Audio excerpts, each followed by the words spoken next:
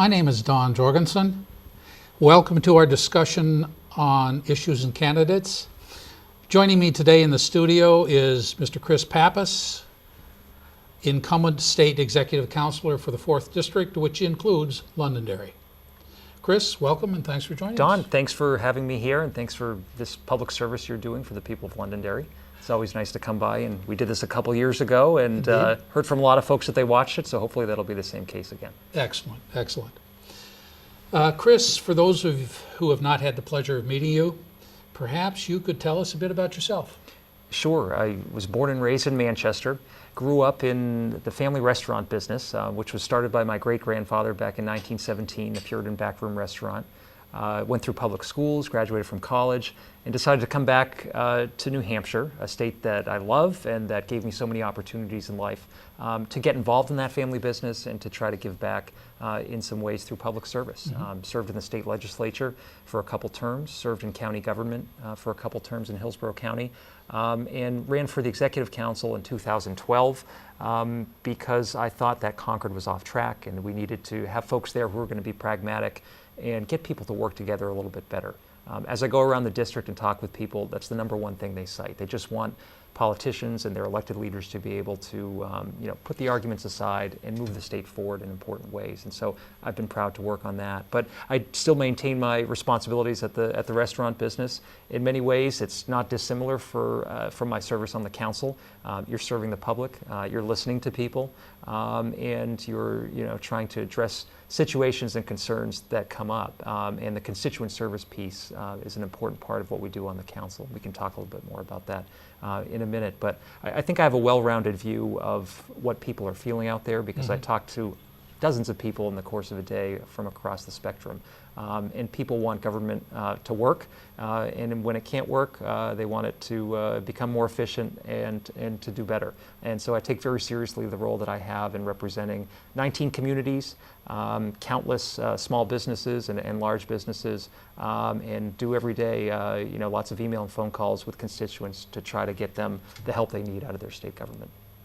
Well, and I can speak from personal experience in the sense that you have, I know you spend a lot of time as an executive counselor, and you spend a lot of time as the manager of the Puritans, because every time I'm up there, which is not frequent but not infrequent, I see you there as well. So 2 full-time jobs to say the very least. I have to remember to take my apron off when I go to the State House. I'm worried I'm going to forget one of these times. Yeah, well, probably what they would do is they would like to see you carrying some of that ice cream that you have and everything else. They'd be happy with that. Yeah. Chris, thank you for that, by the way. And over the past 2 years, you chose to run for the Executive Council position here in District 4.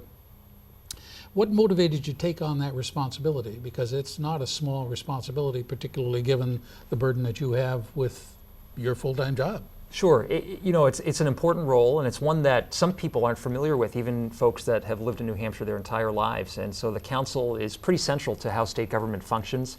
I like to compare it to a board of directors for our state. The governor's power is checked by the council and that of all our state departments. And it's really important in managing state government. And I think it's the last place you want someone who's got a political ideology or a hard agenda that they want to push. I think it's the place where you want smart management of state government. You want people with real world experience to bring to the table so that they can work together on the issues that come before the council. So I stepped up to run in a way to use my experience in the business world and use my past elected experience, but also to make sure that at the table there were voices that were reasonable, that were pragmatic, and that were going to make the right decisions ultimately for the businesses and communities in this district. Wonderful. In other words, what I'm hearing is people before politics and before ideology. That's right. I had the honor to serve with Ray Burton, who was a longtime executive counselor, a Republican member of the council for over 3 decades. I joked with him when I first got elected that he had been serving longer than I had been alive, even. But he taught me so much before he passed in that first year on the council. He was the gold standard when it came to public service, and he really knew what the job was about, and it was about trying to give people access to their state government, making sure that there is transparency in terms of the processes that happen, and trying to help constituents and communities whenever he could could. And he went around his district and was always an advocate for the people he represented. And so I've learned from him how to make sure we get answers and open up the doors of government to the people we represent. Yeah, and I have taken the opportunity since you were elected to go up and sit in on your executive council meetings with the governor, and have seen you do just that. And I know I, for one, appreciate it, but I think the voters really appreciate it too. So thank you for that. Now, during your 2 years as an executive counselor, you've gained intimate knowledge of the responsibilities of the position, as well as insights into the need of the council. Why don't you take 3-4 minutes to talk about and give us the insights into the need for and obligations of the council? Sure. The council has its roots in the colonial era, so it's been around for centuries, literally. Really? But it's as relevant today, I think, as it was back in those times. It's important not just to distribute power to many different individuals in state government, make sure there's not sort of one chief executive who has runaway authority, as we were very concerned with in that time period, but to make sure that there's transparency and accountability in terms of what happens in state government. No other state has a setup like we do, and I've really come to appreciate that people can see what's happening in terms of the contracts that are going through the council. We're an important check in terms of confirming and approving all of the governor's nominations to boards and commissions, to the judiciary.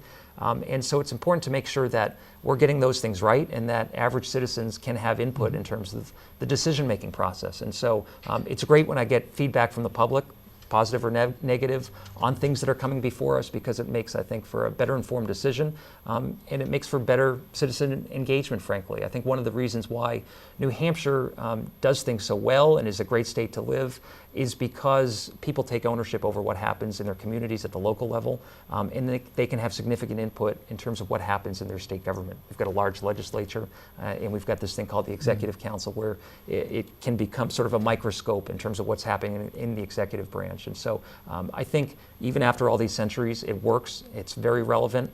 And going forward, I would like to see the council become even a sort of a stronger board of directors for our state. And when we look at things like innovation and efficiency in state government, I think the council can be the driver of many of those things, insisting on innovations in the various state departments that come before us with matters. And so that's one thing that we've worked a little bit on, and I'd like to work some more on in another term.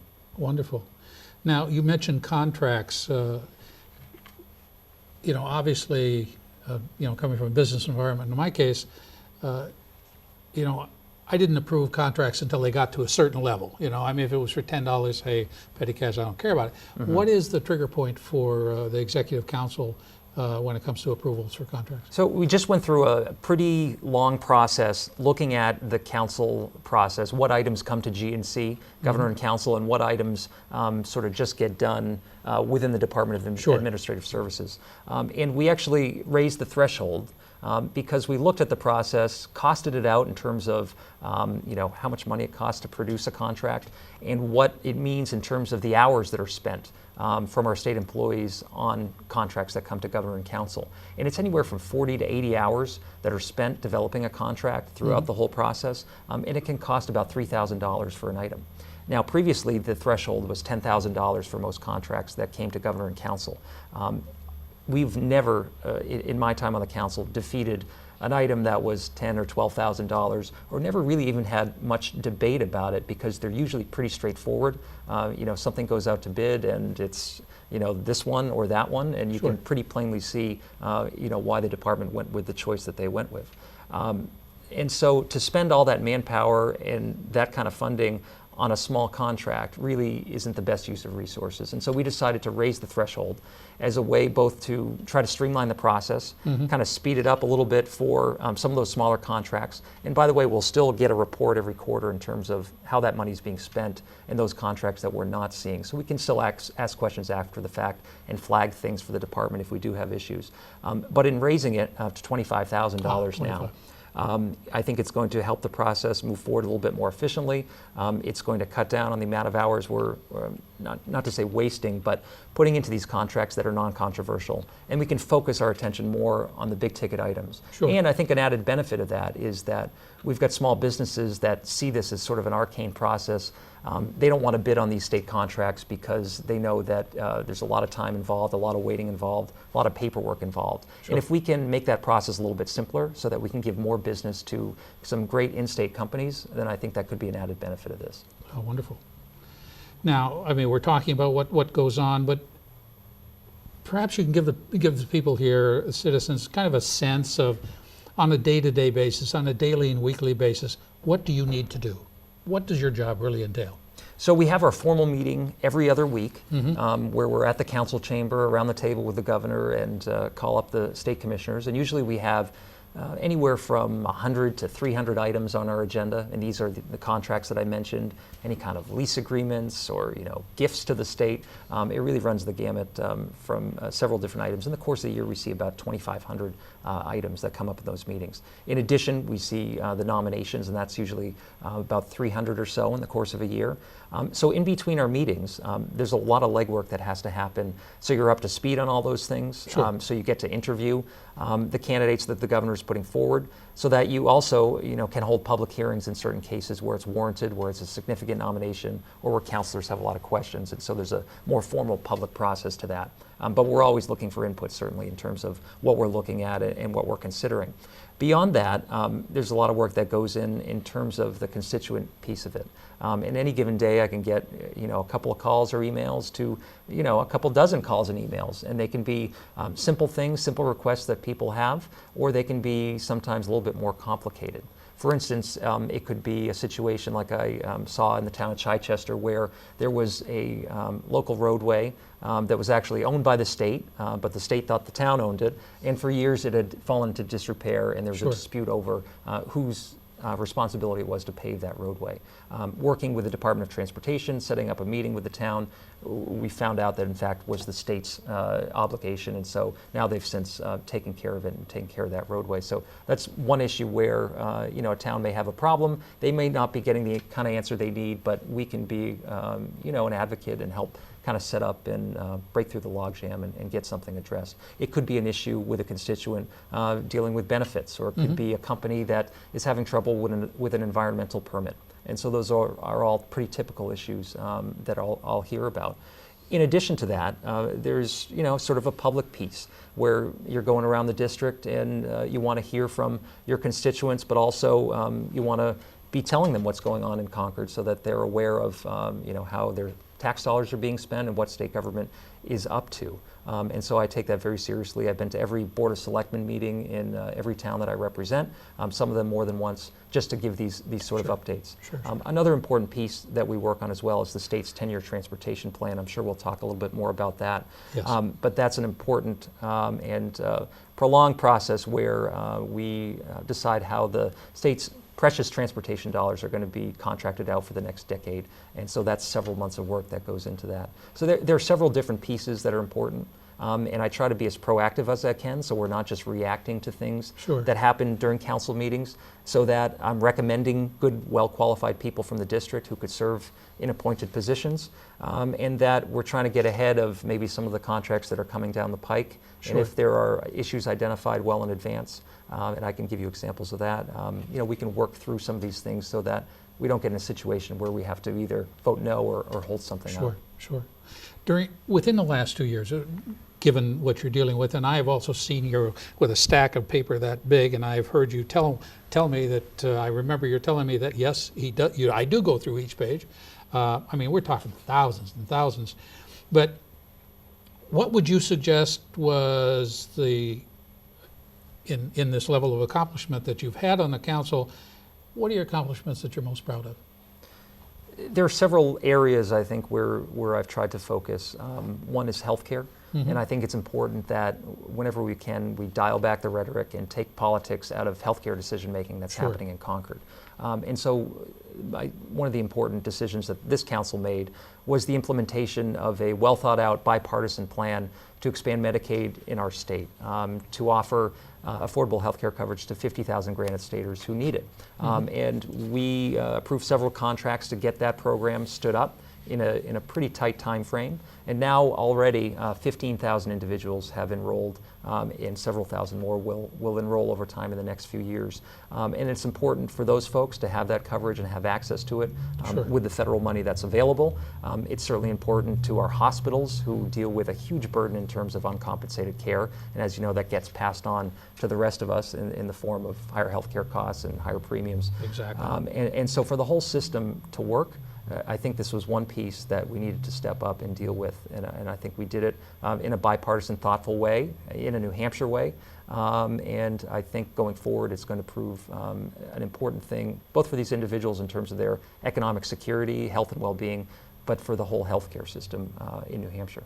And driving the economy as well, because of all the money that's coming in that's supporting that. That's right. Which we're paying for anyway, so hey, we receive it back. That's right. And everybody does. And I mentioned the other area that is a point of focus for me, which is transportation. Mm-hmm. And I think transportation is inextricably linked to economic development, to public safety.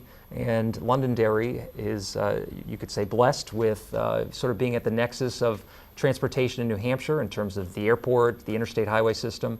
And so making sure that we prioritize the completion of I-93, that widening project was important. We did that in the 10-year plan, and then the legislature came up with the additional funding needed to do it. And it's critical that we get that done sooner rather than later, so we don't see the permits expire. And frankly, we don't have people sitting in traffic jams for years on end. Exactly. In addition, if I could just interrupt Sure. a moment, it also drives the benefit to Londonderry of Pettingill Road, because everything becomes focused in that area. So as we have access, that area becomes more and more dominant, and the income that's received from that to the town itself is tremendous. That's right. And that's obviously a critically important economic development project to the town, but regionally and statewide, that's the biggest piece that I think can be developed in the near future, and it's Sure. going to produce thousands of jobs for us. We already see some exciting developments in terms of the companies that are coming here and looking at it, and there's already been a groundbreaking.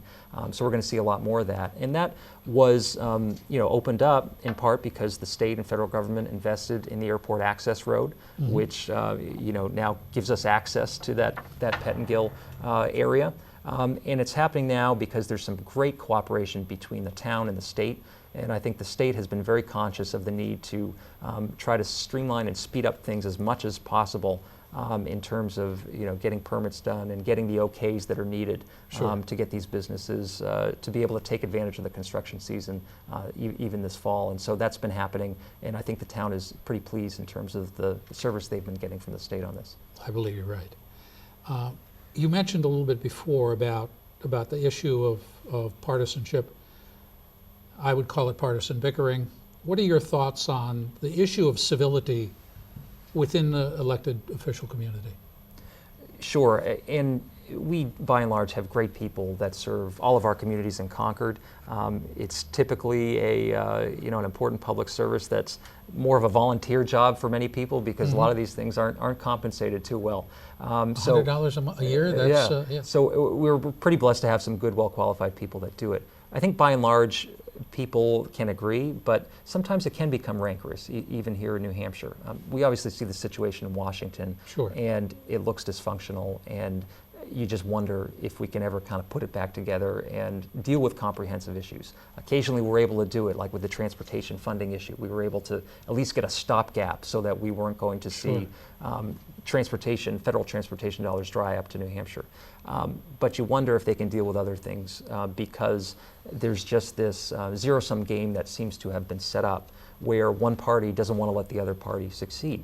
But I think in New Hampshire the past couple of years we've seen some important developments. One was the work that happened between both parties on the Medicaid expansion issue, on a bipartisan state budget that was nearly passed unanimously through the House and Senate. And so I think people are responding to the need that we've got to work together. We're a small state. We're like one big small town, essentially. And we're all in this together, so we've all got to make sure we're working together to move the ball forward. I think sometimes we can, get too locked in to, what the political parties might be saying or what sort of people that have a more radical ideology are saying. We've got to push that to the side whenever we can, because the only way we're going to move forward as a state and be able to, accomplish great economic development projects or reinvigorating our transportation infrastructures if we're going to do it together in a bipartisan way. So that's been a focus of mine on the council. And as I said before, the council is the last place you want someone who's going to be a lightning rod, who's going to bring sort of a preset ideological agenda. It's the place where you need to get it right for all the people you serve, not just any one political point of view. Again, people before ideology. Clearly, it's needed in any bipartisan organization, and we've seen it happen generally on the executive council. We've talked about some of the major accomplishments that you've had. What were some of the others? Maybe you can give us a short summary of some of the other accomplishments that we've seen from the executive council this last 2 years. You mentioned the paper that we had been dealing with, and believe it or not, our agendas used to be delivered to us by a state trooper who would pull up to our house with a big bag, or box containing all the paperwork. Terrible use of resources to take, one of our public safety officials off the street to do that. Never mind the questions my neighbors always had when the guy pulled up. But so we've gone to an all-electronic council agenda, which means we're working off iPads. We've dispensed with the paper. But we're working hard to try to streamline the process and make it all electronic further upstream from the very start of when an RFP is written and issued all the way to the final approval of a contract. So we're working with the departments to see what other efficiencies we can realize.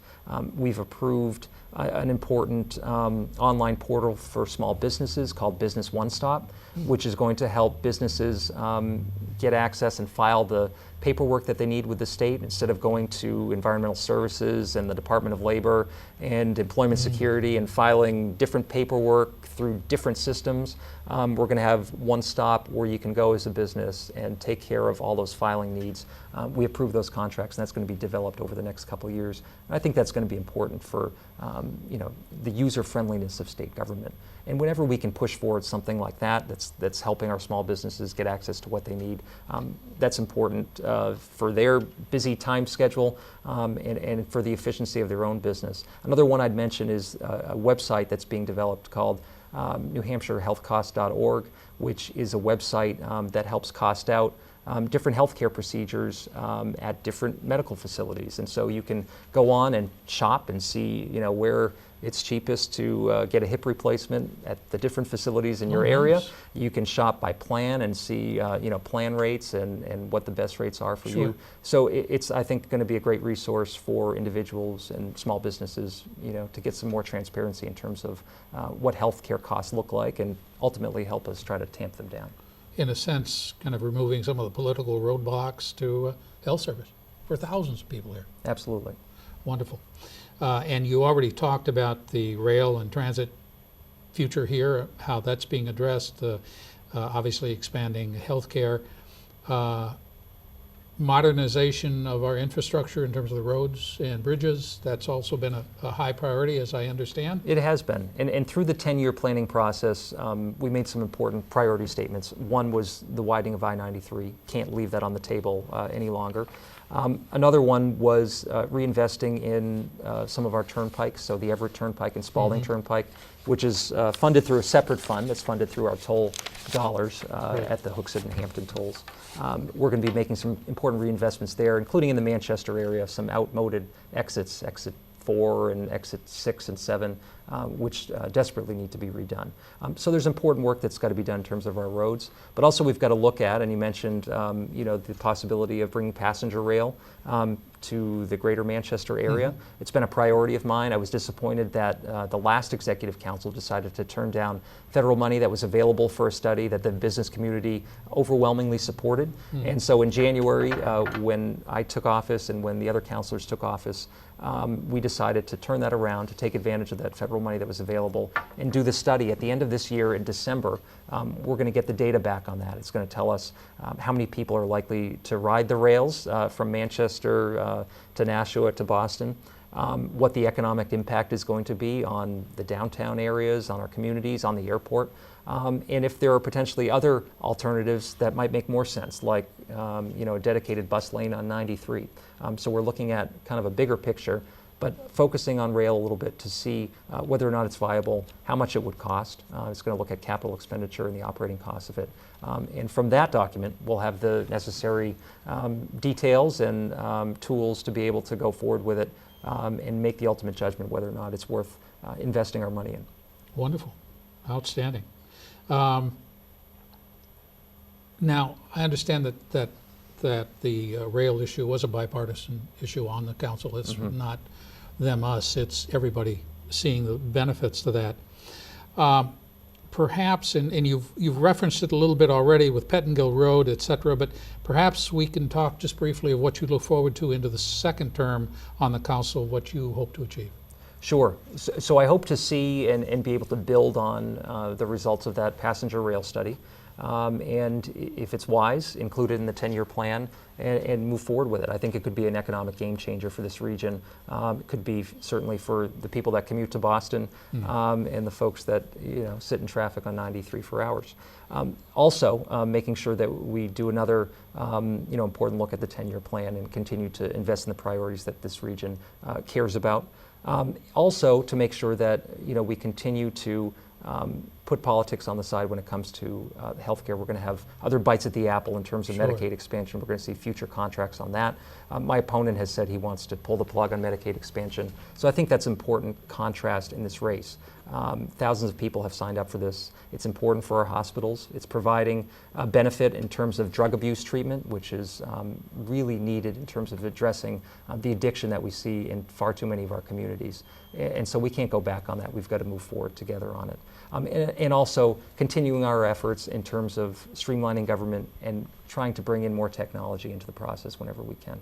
Wonderful, wonderful. I look forward to seeing that happen because I also intend to be here for not as long as you, obviously, but for some time to come. And I think, the whole issue that you've addressed in terms of bringing the civility into the workplace is into the Executive Council, ensuring that it stays in place is really critical. So for that, I thank you very much, and I think a lot of the voters do as well. I think at the end of the day, we've got to be able to come together, and you can disagree on something. You can even disagree pretty vehemently, but it's what you do. Once that disagreement is aired, that really matters. And if you're able to then say, well, I'll give you this, and you can give me that. That's how it should happen in legislative bodies anyway. And on the council, there are some opportunities to kind of have that give and take, to learn from other people. I can't tell you how many times I go into a meeting where we have sort of this discussion about an item and you learn something or learn to think about an issue from a different perspective than you otherwise would have if you were just reading it by yourself at home. And so I think the five of us add something a little bit different to the debate, and I find that I always come out with a broader perspective on things, and sometimes might vote a different way than I otherwise would have if I was just reading it at home and saying, this is what I'm going to go in and do. And so I think that's an important part of the process, that regardless of what party we're in, we can listen to each other and try to find consensus. Everybody working together to find a better solution. Yeah, I think we all need that desperately. Well, we have only discussed a few issues today, but perhaps you might take a couple minutes here to speak directly to our audience on some other points that you would like to raise that we didn't. So the camera is yours. Sure. Well, one thing I'd be interested in discussing is pretty topical right now. Are some key appointments that come up, and one of them deals with appointments to the judiciary. We've seen 9 appointments so far, and the governor just made 3 more nominations, so that'll be a total of 12 to positions on the circuit and superior court level in our state. And these are really important appointments, and I think New Hampshire is blessed because we've got an independent judiciary, and we've got a good process set up by which you can take the politics out of the nomination process and take sort of the personal relationships out of it. We've got a judicial selection commission that the last few governors have relied on, and that commission vets these candidates, takes applications, interviews them, and it's a pretty rigorous process before it even gets to the Executive Council. Once those nominations reach the council, then we do our own public hearing and our own interviews. And so the past couple days, I've interviewed the 3 individuals now that are up for slots on the court, and got to really kind of dig into their backgrounds, dig into who they are, and dig into sort of what their philosophy is and what their temperament would be. And you can discover a lot, I think, by sitting down with a person over a cup of coffee and kind of hearing them out and talking to them about where they've been and where they hope to go. But I think by and large the process works really well. And I think the last thing we need to do is start reintroducing either discussions about particular wedge social issues or ideological types of questions into that process, because I think ultimately you want a fair and independent judiciary in New Hampshire, and so I believe in the process that we have right now. It's produced some great qualified candidates, and I don't want to see that go in a different direction. So that's one important thing I would mention. The other thing I'd mention is that the council does important work when it comes to how we can help constituents, and I've tried to push out a lot of information over social media. I do a little summary of what we do on the council after every meeting. That goes up on the council's website and my own personal website. And so whatever I can do in terms of trying to push more information out and try to educate people a little bit about what we're doing, I think it helps demystify what the Executive Council is and what we're about. It's sort of an unknown piece of state government. The House and the Senate and the governor, but sometimes you don't really know exactly what we're about or what we do. And so even after all these centuries, I think it's important to continue that civic education out there. Sure. And so I like whenever I can get to talk to a school group, whenever the fourth graders come by the State House, we always try to tell them a little bit about the council and show them our meetings. And so making sure that we push out information that's relevant to people and relevant to the communities that we serve, I think is critically important too for the future. Chris, I thank you very much for joining us today and giving the citizens of our town an opportunity to hear your insights. So again, thank you so much for coming in today, and thank you all for listening to us, and good night.